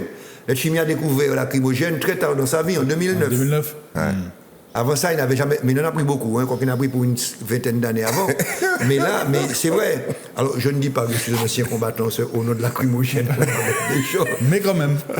Mais quand même, je rappelle qu'il y a des gens qui se sont battus. Si tu n'as pas pris ton coup de lacrymogène, c'est pas la peine de venir. Et puis, il y a des gens, il faut qu'ils soient en face. Il faut qu'il y ait un discours qui soit un discours martiniquais, d'une Martinique martiniquaise. Ce discours-là, il ne faut pas l'évacuer. Hein. Camille Chauvet, avant qu'on parle un petit peu de votre regard qu'on imagine critique sur l'action de la CTM, de l'exécutif de la CTM depuis les bientôt 4 dernières années, est-ce que de noms connus, anciennement connus au PPM, comme ceux de Daniel Chaumet et Fred Lordino, sont objectivement de grosses pertes pour le parti? Je rappelle qu'ils ont été suspendus de manière indéterminée, on va dire. Je vous dis oui. Oui. Le départ de Dany m'a beaucoup touché, m'a beaucoup déçu. Parce que... Il n'est pas parti, Camille Chauvet, il a été suspendu, c'est une sanction. Non. Daniel Chaumet est parti. On n'a jamais suspendu Daniel Chaumet. Le PPM n'a jamais suspendu Daniel Chaumet. Il y a eu un communiqué de presse. Non, il y a un communiqué de presse pour dire qu'il ne parlait pas au nom du parti. Oui, donc on le suspendait. Mais non, attendez, moi ici, là, on n'a pas besoin je peux me trouver qu'un communiqué pour dire tout ce que j'ai dit tout à l'heure, là, ça n'engage que moi. Hein. Ça s'est fait une fois, j'ai fait une interview de France Santé, j'ai reçu un communiqué du secrétaire général, j'ai dépêché de dire que j'ai parlé en mon nom. Alors que dans l'interview, j'ai dit 3 fois que je parle en mon nom. Comme là, ici, je ne parle qu'en mon nom. Pour retrouver qu'un communiqué. Donc ce sont de grosses pertes quand même. Pour moi, c'est des pertes parce que Serge avait beaucoup confiance en Dany. La preuve, quand vous avez un jeune comme Dany, là, attendez, bon là. Bon, Dany, c'est Daniel Chaumé. Daniel Chaumé, vous avez vu, quand quelqu'un comme Sénat Chimie, il faut Daniel Chaumé président du parc. Vous croyez que ce n'est pas quelqu'un qui a confiance dans ce jeune-là? Là, Daniel Chaumé, j'ai jamais fait politique. Il se retrouve, il y a d'autres personnes qui auraient pu demander, revendiquer d'être président. Serge n'a demandé à personne. C'est lui qui a été choisi. Et il menait sa politique. Il a brillamment mené le parc. Il a fait avancer. Il a installé un dispositif dans lequel aujourd'hui, Boutrin est très à l'aise. Boutrin, on lui a préparé la voiture, il n'a plus qu'à la faire démarrer, la faire avancer. Donc, quelqu'un d'autre comme Laudino était responsable des finances. C'est pas, il n'a pas eu la langue de bois, il parlait assez. Quand on vous met responsable des finances, oui, c'est un signe de confiance. C'est un signe de confiance. Donc, il y a eu un problème sur des désaccords lors d'élections, lors de mauvais choix qui ont été faits. Et au lieu d'en discuter au sein du parti, ils sont partis. Ça remonte quand même à longtemps. Ils sont partis en 2017.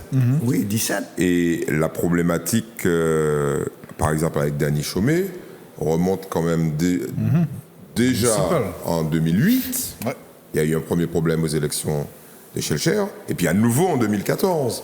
Ça remonte à un moment, donc c'est lointain.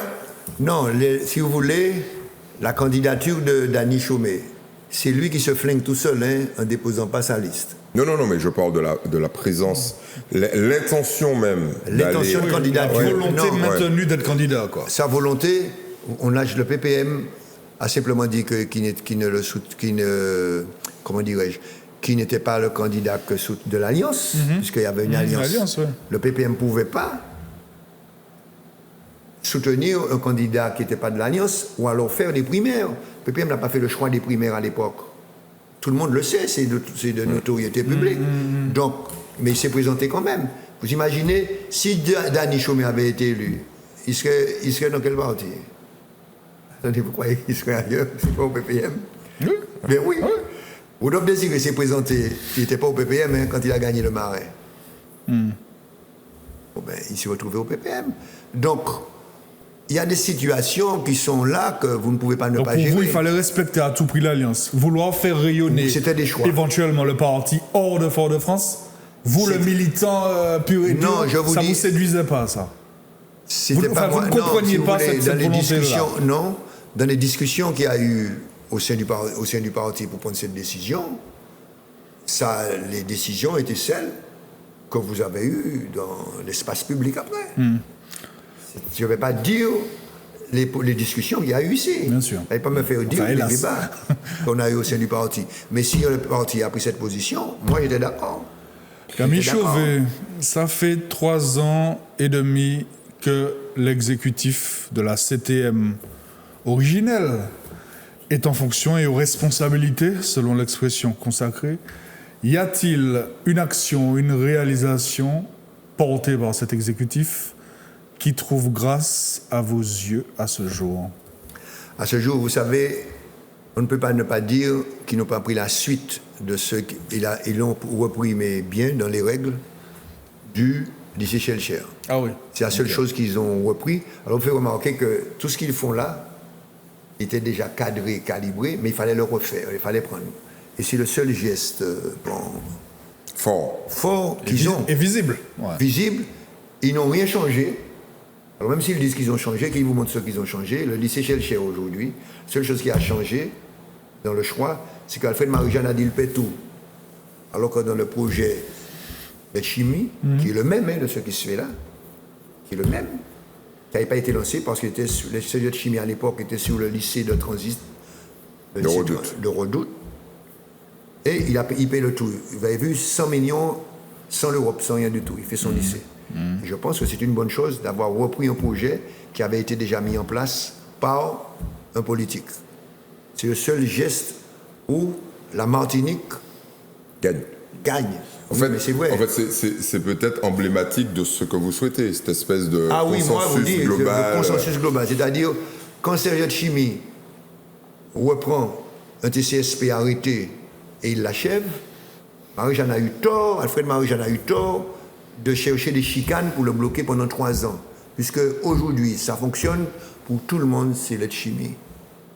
TCSP, tout le monde, c'est l'aide chimie. Vous êtes sûr de ça? Sûr. Alors, faites un petit sondage vous-même.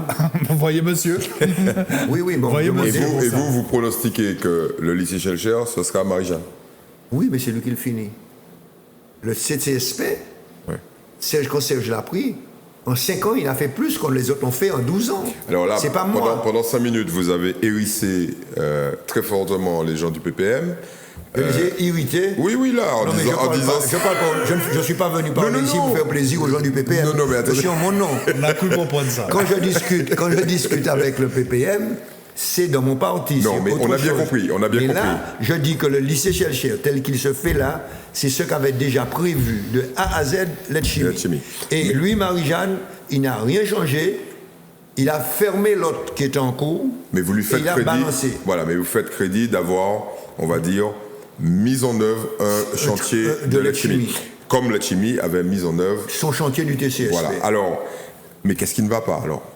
Parce que vous êtes super critique en off. Hein, Comment? En off, vous êtes très critique vis-à-vis des gens qui sont actuellement au pouvoir à la CTM et vous leur promettez, comme dit, pour imiter ou paraphraser le président Lise, une mère de toutes les batailles. Vous dites, moi je reviens et puis ça va pas rigoler. Quoi. Non, je dis ça, oui, c'est vrai. Pourquoi? Parce que pour des querelles de personnes, parce qu'on ne peut pas parler de la CTM sans parler de RLDM. Pour des querelles de personnes, la Martinique est bloquée.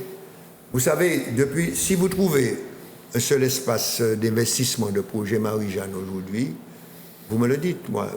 Tous les chefs d'entreprise que vous rencontrez, il y a des entreprises qui ferment parce qu'on n'aura pas payé. Bon, et puis on dit qu'il n'y a pas d'argent, alors qu'il y a de l'argent. Il suffit d'aller dans les côtes pour savoir qu'il y a de l'argent.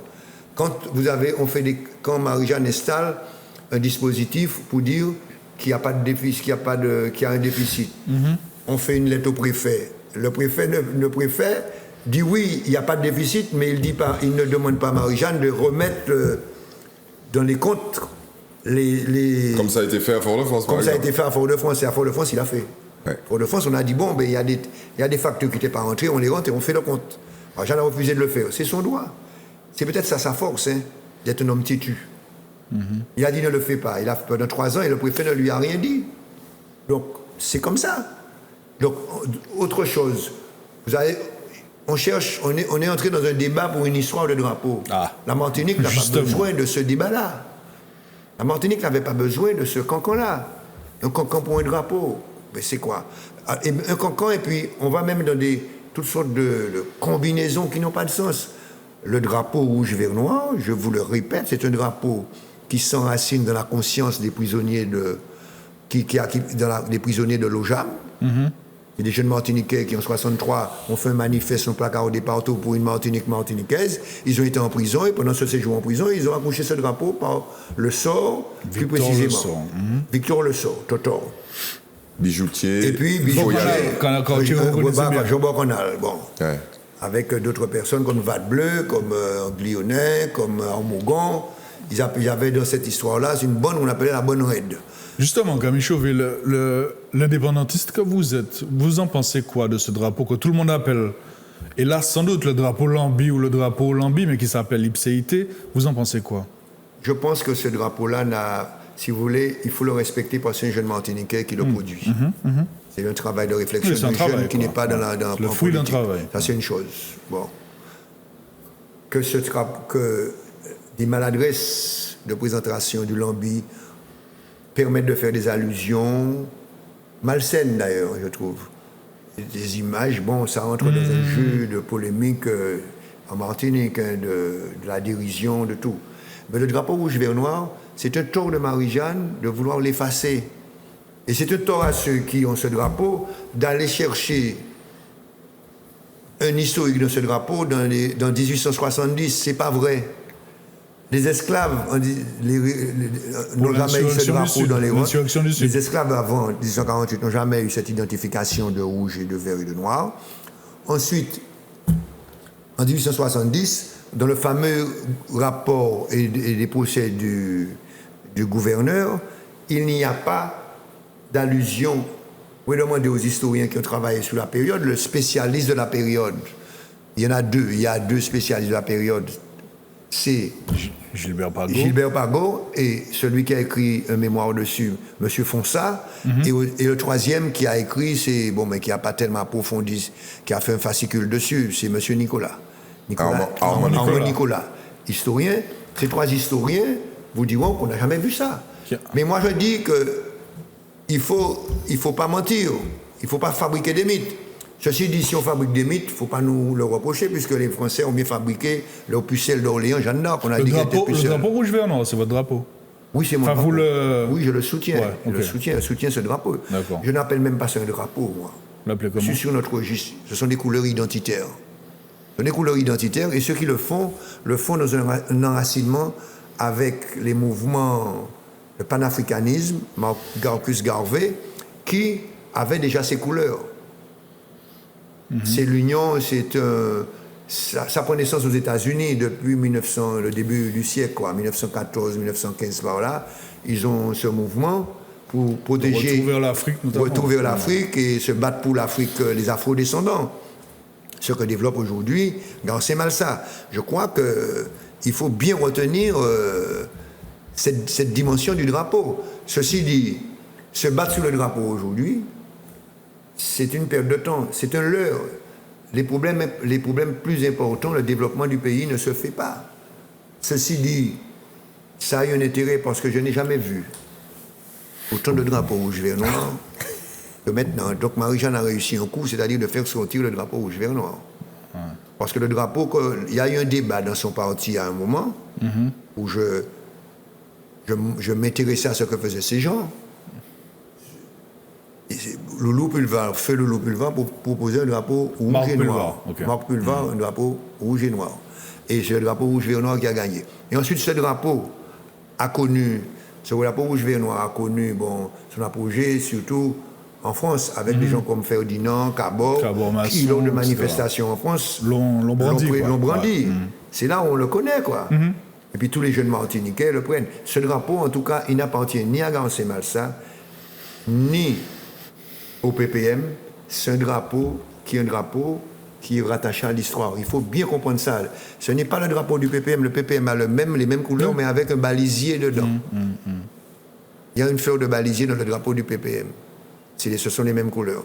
Tout comme demain, quelqu'un d'autre pourrait mettre un drapeau, n'importe quel autre drapeau. Aujourd'hui, comme il y a deux drapeaux, il faut arriver à s'entendre pour dire, bon, faisons un référendum dans ce pays. Ceux qui défendent ce drapeau se constituent en groupe. Ceux qui défendent le drapeau, ils font campagne et on vote. On ne peut pas décider sur un drapeau qui est à l'intérieur d'un dispositif de décision unique. On a mis plusieurs drapeaux dans un dispositif unique. Il faut mettre deux drapeaux aujourd'hui dans un dispositif populaire. Moi, ce que je propose, et je l'ai déjà répété, écrit c'est là où les gens s'expriment le plus, là, c'est leur Facebook, sur Internet, ou bien le naïf. Bon. Qu'est-ce que je dis aujourd'hui? Il faut que les maires des communes, les différentes communes de Martinique, les 34 maires, puisqu'il y a 34 étoiles, les gens oublient ça, il y a les 34 étoiles, la symbolique de ce drapeau, que ces maires fassent tous, puisqu'ils sont ciblés dans les maires là. Ils sont là, les 34 maires sont là. Qu'ils disent, bon, nous les maires, l'association des maires, et moi c'est ce que je propose, nous proposons un référendum. Bon, on peut le faire, les maires peuvent faire un vote avec une campagne de 15 jours. On demande aux télévisions, ceux qui défendent le rouge, vert, noir viennent en télé, ceux qui défendent l'autre viennent en télé aussi, ils font un vote et le vote qui est accepté. Oui, mais c'est les solutions. Vous disiez qu'on n'allait pas rester très très longtemps sur cette histoire de drapeau parce que la Martinique n'avait pas forcément besoin de ça, mais... Ah non, si les Martiniquais disent « ça ne nous intéresse pas, on n'a pas envie d'être Martiniquais », bon, mais c'est pas compliqué, il n'y a pas de drapeau, quoi. Bon. Ou bien il y a ce drapeau-là qu'on va emmener où on veut, quoi. Alors, allons parler de la Martinique maintenant, de manière plus globale. L'un de vos termes critiques les plus réputés, c'est nous sommes dans un pays de voyoucratie. Bon, moi, j'ai un tout petit peu mis le doigt dans l'engrenage il y a quelques semaines. Ça m'a valu des torrents de critiques. Et puis en même temps, un certain nombre de gens m'ont appelé pour me dire que peut-être que je n'en avais pas suffisamment dit. Mais je leur ai répondu que je n'avais pas commencé, que ce n'est pas moi qui ai commencé. Et j'ai cité Camille Chauvet. Est-ce qu'aujourd'hui, vous vous êtes calmé, vous êtes toujours aussi debout contre cette espèce de corruption diffuse qui touche la totalité des composantes de notre société? Moi, tant que je serai vivant, je me battrai contre cette voyoucratie. Parce que la Martinique, la France est une... Quand je dis la Martinique, j'ai dit aussi la France est une voyoucratie. Voyoucratie, le cratie, si vous voulez, en face de démocratie. Voyoucratie, ça veut dire quoi? Ça veut dire que vous avez une république de voyous. Un système. Un système de voyous. Un système de voyous, c'est quoi? Ça veut dire quoi? Système voyou, c'est qu'aujourd'hui, vous avez deux présidents d'assemblée qui sont dans un temps judiciaire. Vous avez bien entendu ce que j'ai dit. Ils sont dans un temps judiciaire. Alfred Marie-Jeanne, je ne dis pas qu'il est coupable de quoi que ce soit. Il est dans un temps judiciaire. Vous avez le président de la communauté d'Aglo, monsieur Athanase Janrose, qui est aussi maire. Agglomération du centre. Agglomération du centre, Kassem, et qui est aussi maire de Saint-Joseph. Il est dans des tracas avec la justice. Ouais. Par le passé, vous avez eu le maire de Grand-Rivière.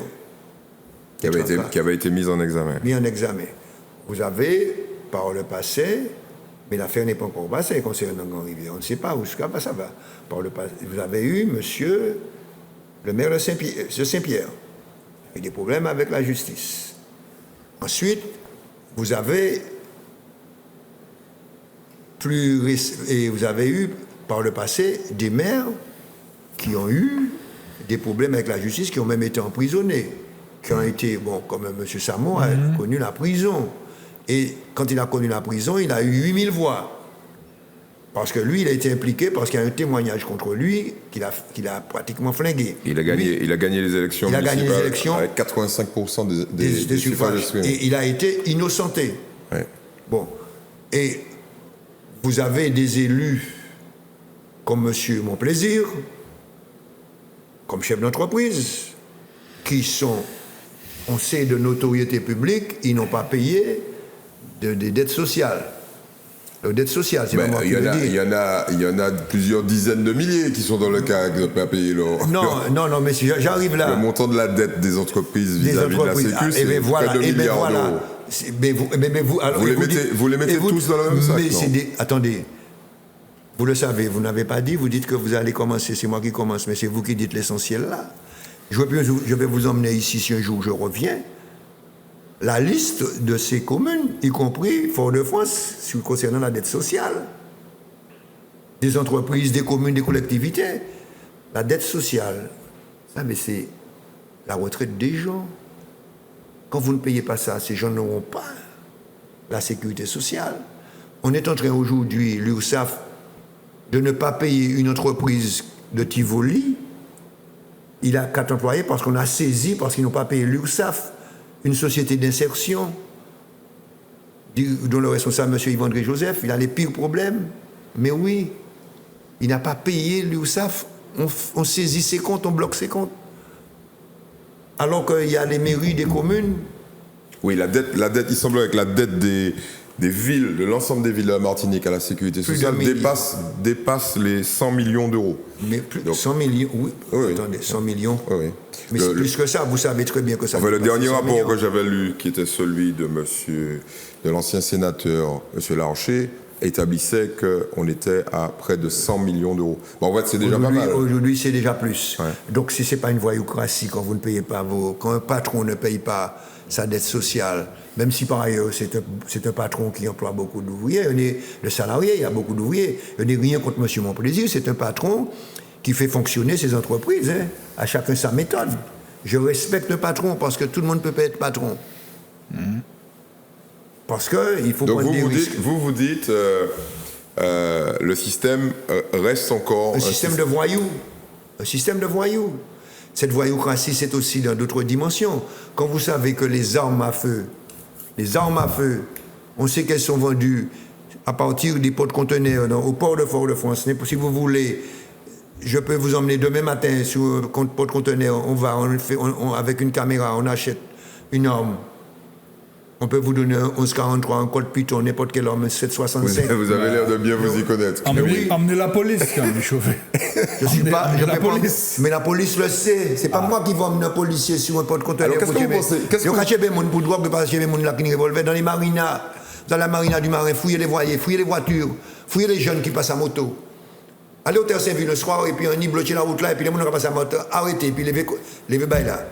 Si vous trouvez moins que 3 ou 4 canons sciés, je donne à boire tout au Terre Saint-Ville. Camille, qu'est-ce que vous pensez de l'opinion selon laquelle, finalement, dans cette société de voyous, le plus gros voyou, ce serait l'État? Parce que je vous ai entendu dire ça à plusieurs reprises. Oui, mais c'est l'État voyou. C'est pour ça que j'ai dit que nous sommes dans une voyoucratie, la République des voyous. C'est un État voyou. Le premier voyou, par exemple, c'est parfois des juges. J'ai condamné. Il y a un qui me poursuivait, il a perdu, boulet Géocourt. Quand ils vont sur des bateaux, et le bateau sur lequel il est, cette personne a un procès, il protège cette personne, sur boulet Géocourt. J'ai des unes, comme vous avez dit, du naïf, mais ça va recommencer parce que les gens n'aiment pas le papier. Finalement, je pense que le papier a plus d'effet. Ça peut rester, le papier. Le papier peut rester. Vous parlez. Vous prêchez un convaincu. Vous parlez au boss, entre guillemets. Non, vraiment. Oui. Non, il faut qu'il y ait le papier. Non, lui, il est abdo, donc on ne va pas le gêner, mais il y a une semaine sur 4, on va le bêter puisqu'on va sortir. Et j'ai déjà des dossiers, je peux vous dire que j'ai déjà des dossiers. Camille Chauvet en train d'annoncer le retour du naïf. Ah oui, en septembre, le premier numéro, le 5 septembre. Le 5, vous savez pourquoi? Le chiffre 5. Non, pourquoi? Je ne vais pas vous dire. Vous avez... Alors, vous lancez le... Non, je vous lance le 5. On va revenir. Ce mois de septembre sera... Juste... On a presque fini. Camille Chauvet, vous avez fait là, à l'instant, une longue liste d'hommes politiques martiniquais qui ont eu des mésaventures, des démêlés avec la justice. Vous avez mentionné le nom du président de la CAS, c'est Athanase Jeanne-Rose, dont la condamnation a été récemment confirmée par la Cour d'appel. Et je crois qu'il fait de nouveau... Il va en cassation. Il va en cassation. Il va en cassation. Est-ce que... C'est une question vraiment que je me pose. Je n'ai plus le souvenir de sa trajectoire politique. Est-ce qu'Athanase Jeanne-Rose est toujours membre du PPM? Je ne vous répondrai pas sur les questions du PPM ici. Je voulais dire, je suis sur mon... quand même. C'est pas une question simple. Moi, je m'interroge vraiment. Je ne sais pas si je vous dis quelque chose. À la réponse vous savez à cette question. Non, mais considérez qu'Edi n'a pas la réponse. Considérez comment fonctionne. Eddie Marajo, dites quelque chose. Non, considérez comment fonctionne le parti politique.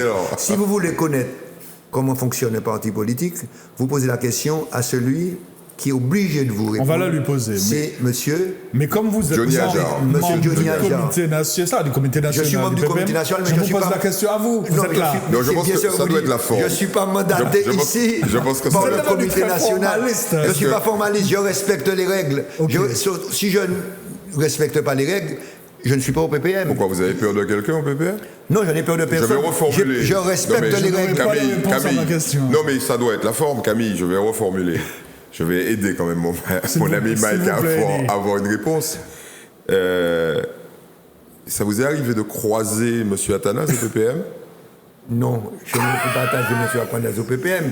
Je ne l'ai jamais croisé au PPM en dehors de la vie politique du parti. M. Athanase Jeanne-Rose vient au PPM comme tous les militants. Il y vient régulièrement? Comment? Il y vient régulièrement? Non, donc on a comme tous les militants, il vient pas régulièrement. Donc il est toujours membre du PPM. Mais c'est surtout à M. Athanase Jeanne-Rose qu'il faut poser la question, et au secrétaire général du PPM. Mais c'est un militant, c'est un camarade militant que j'ai eu l'occasion de rencontrer. Peut-être qu'il n'est plus au PPM, peut-être qu'il en est sorti, vous savez, je ne sais pas. C'est comme si vous me demandiez si aujourd'hui, si M. Lordino est au PPM. Lui, je sais, il a dit... qu'il n'y est plus. Non, il a dit je ne reprends pas ma carte. Il a dit qu'il était suspendu. Non, il a dit qu'il était suspendu, et la semaine dernière, il nous a dit, compte tenu du fait que j'ai été suspendu, j'ai quitté le PPM. J'ai quitté, voilà, de fait. Très bien, donc, Johnny Ajar, préparez-vous prochainement. Appelez Johnny Ajar ici, emmenez-le ici, et cuisinez-le. Ça ne devrait pas tarder. On est arrivé au bout de Oui, l'émission. on est arrivé au bout. Ça arrive voyez trop, comme ça, trop vite pour ça- vous, là. Ah oui, vous sentez ma frustration. là. Vous avez sentez ma frustration. Camille, vous avez eu 1h30. Hein, Vous sentez ma 1h30, frustration. mais 1h30, C'est c'est un vite match de passé. football sans mi-temps. 90 Elle fait 90 minutes sans mi-temps. C'est pas mal pour une émission C'est politique. bien pour une émission Avant politiquement. qu'on aborde la toute fin de l'émission, je vous sens, comment dire ça, vous avez parlé d'en-guerre tout à l'heure, je vous sens, non, ça vous Mobilisé avez envie déjà. d'en découdre. Ah oui, j'ai envie d'en découdre avec ceux qui viennent attaquer Fort-de-France. Je suis de ceux qui se considèrent comme le bouclier de Didier Laguerre. Ah oui, carrément. Oui, nous sommes C'est les une phrase boucliers forte. de Didier Laguerre. Ah oui. Ah, et on ne va pas toucher à Didier Laguerre, on ne va pas toucher à Fort-de-France. Alors, Vous n'êtes pas en train, savez, dans vous êtes un pas en train de combat, faire on peut campagne perdre. pour les prochaines municipales, là. oui, je ne fais pas campagne. Non, pour vous, Pour moi, vous souhaitez être membre du conseil municipal? non. Sur la Le Vous êtes sûr? conseil municipal. Vous êtes sûr? Non, non, non. Ça aurait non, été non, pas non. mauvais, ça. Non, non, non. Vous avez non, été non. conseiller municipal? Non, non, jamais. je ne veux pas. Je ne veux pas y Mais être. pourquoi? Non, Mais c'est le meilleur je moyen, préfère que- le meilleur moyen c'est de là- défendre Didier pour moi, Laguerre. non, c'est là où on a besoin, je pense, de ceux qui sont jeunes, justement. C'est là où il faut qu'il aille faire leurs preuves. Au conseil. Au conseil, où il y a plus de travail de terrain que de dossiers à l'échelle du pays. Vous savez que j'ai été le responsable du SAR. Donc Oui, je oui, sais bien de sûr. quoi. Voilà, vous Schéma savez. d'aménagement régional. Voilà, de ce dont je parle. Quoi. Donc là, vous aviez une vision globale. Voilà. Donc je pense que là, on a besoin de gens, de jeunes, de gens combatifs, de gens qui, tous les jours pratiquement, qui soient sur le terrain, c'est au conseil municipal. Et non de conseillers municipaux, bon, qui sont là, donc, qui tournent pas, donc ne m'approche pas. On a compris. Ça, j'ai pensé aussi. Bon, Camille Chauvet, on aborde la dernière séquence de cette émission, notre petite respiration culturelle. Avant de vous céder la parole sur toi, Eddy, qui est venu armé. entre Venu avec ses guillemets. livres. Ah bon. Un mot sur le contenu du dernier numéro d'Antilla, où votre serviteur revient modestement Tu vois, j'avais dit sur cette polémique liée au drapeau préféré de Camille Chauvet, le drapeau, je plaisante bien sûr, Aux couleurs identitaires. le drapeau ipséité, ou surnommé le drapeau lambi par ses détracteurs. Donc c'est la une de. Oui, voilà, Antilla. c'est du prochain Antilla. Camille Chauvet, vous, avant de laisser la parole à Eddy, qui a de quoi parler apparemment, vous avez un livre à conseiller à nos téléspectateurs, qu'il soit récent ou plus ancien, vraiment Non, un livre si de vous voulez. chevet ou de référence, quoi. De chevet, non, il ne faut pas avoir un livre de chevet, il faut en bon avoir plusieurs. Moi. On est un paquet, moi. Excusez-moi. Les livres sont ouverts là. Surtout que je travaille de plus en plus là sur 2035, le 4e siècle de colonisation. C'est-à-dire que voilà, vous savez, dans quelques temps, ce sera 4 siècles de colonisation, donc ça m'angoisse. Donc je suis en train de préparer quelque chose. Ça ne s'est pas Et terminé puis- en 1946 en fait. Non, ça continue. Donc ce que vous dites là, c'est un des Un des chapitres. pas un des chapitres, un des aspects d'une question de l'après l'amiral Robert. Vous que je vais- préparez un ouvrage sur ça, sur 2035, Non, les 4 siècles. d'abord, je suis en train de relire un travail que j'ai fini sur Aimé Césaire pendant la période de l'amiral Robert, et puis également la Martinique pendant cette période. Ça fait un bout de temps, des années, Ouais, que vous en que parlez, je ouais, ça fait un travaille. moment, ouais. Finalement, je vais sortir le travail que j'ai là. Bon, je l'ai repris, parce que ça a été ma thèse de doctorat il y a très longtemps. Donc, je reprends ce travail. Mais aujourd'hui, je lis en permanence le volume 2 des écrits politiques d'Aimé Césaire. Il dit beaucoup de discours. Ce que devrait lire tout jeune Martiniquais qui veut faire de la politique. C'est pour ça que je vous dis qu'on peut trouver un césériste bientôt en dehors du PPM. Pour l'instant, il n'y en a pas.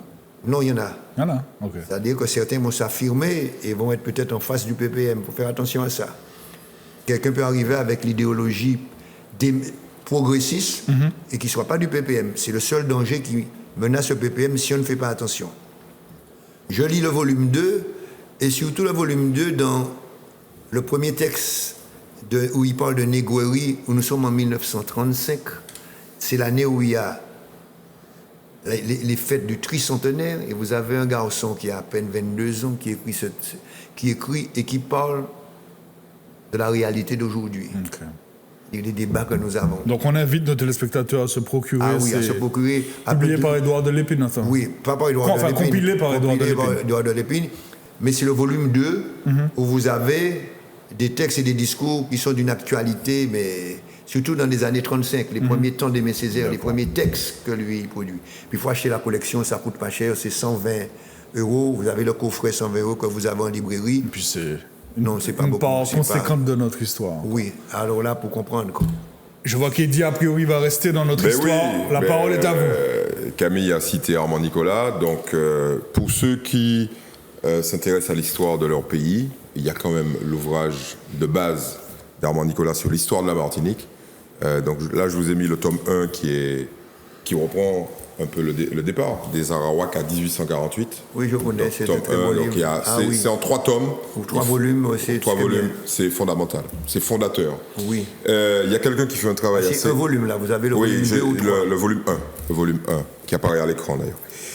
Pour ceux qui s'intéressent à l'histoire de leur pays, il y a aussi un travail formidable qui est fait par Géry Létang, que je ne vais pas reprendre. Un anthropologue. Que je ne vais pas reprendre. Et donc là, je vous présente Fillette Lalo de Géry Létang avec Dominique Batraville. C'est un roman, mais qui retrace l'histoire de la partie féminine des Tontons Macoutes. Et ça, c'est assez exceptionnel.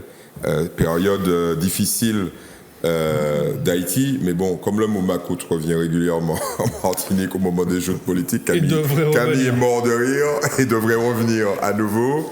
Et puis, je reste dans la Caraïbe, comme je suis consigné à faire les chroniques des polars, donc je vous propose d'Alex Abela, Le Massacre des Saints. Donc c'est l'histoire de 2 Cubains qui sont exilés à Los Angeles, et c'est absolument fabuleux. C'est aussi une plongée passionnante dans l'univers des Hispano-Américains qui nous concerne régulièrement, puisque comme disait Camille, il n'y a qu'à aller fouiller les bateaux sur le port et vous trouverez des armes. Et là, vous en avez à la fois l'illustration la plus parfaite et surtout la plus brutale. Donc, Le Massacre des Saints à lire absolument. Merci Eddie. Camille Chauvet, merci d'avoir accepté notre invitation. C'est moi qui vous remercie de m'avoir supporté en venant ici. C'est un vrai plaisir, ne vous inquiétez pas. Tous les dégâts pour vous après. Non, c'est notre destin. Alors, il faut porter une petite précision. Oui, rapidement, s'il vous plaît. Rapidement. On a empêché à Le Pen de descendre. C'est pas moi qui ai empêché, c'est RLDM, Alfred Marie-Jeanne et surtout Doudou Ferdinand qui ont fait l'appel pour l'empêcher à l'avion d'atterrir. Moi, je suis intervenu après un groupe de militants, c'est ce qui a fait une esclandre. On l'a un petit peu secoué. Un petit peu secoué au salon d'Air France et lui demander de reprendre l'avion rapidement. Et il est parti, il a laissé ça chauffer un petit peu. Bon, mais il est très courageux parce qu'il a tiré 2 ou 3 coups de poing. Nous, on l'a tenu, on n'a pas frappé. Contrairement à ce qu'on raconte, je l'ai tenu d'ailleurs, il était tiré. Et il a... Vous avez conservé un souvenir aussi. Très rapidement aussi. Non, un petit souvenir. On a montré. J'ai gardé une pochette. Alors, rappelons, c'est une pochette, c'est ce qu'on met là. Alors, il a perdu une pochette de $2000. C'est pas moi qui l'ai. Nous voilà rassurés. Merci pour cette précision historique, Camille Chauvet. Eddie Marajo, merci. À la semaine prochaine. Merci à Camille. C'est un vrai plaisir à chaque fois de vous accueillir dans ces émissions. Mesdames et messieurs, merci une nouvelle fois pour votre fidélité et nous vous disons à la semaine prochaine avec un ou une nouvelle invitée. À très bientôt. Merci.